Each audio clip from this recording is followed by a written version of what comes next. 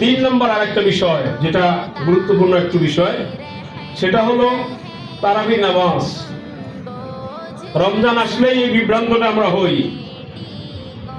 তারাবি 8, 12, 10, 16, 20, কেউ চায় কেউ নাই। অনেক আল্লাহর বান্দা বলে ভাই তারাবি দরকারই নেই। কোনো দরকার নেই। আজ থেকে 4-5 বছর আগে একজন কুখ্যাত মুফতি সাহেব ফতোয়া দিয়েছে তারাবির কোনো দরকার নেই, নাম বললাম না। তারাবির কোনো দরকার নেই, পড়লেও হবে না পড়লেও হবে, কোনো সমস্যা নেই। সংক্ষিপ্ত আলোচনা তারাবি বিষয়।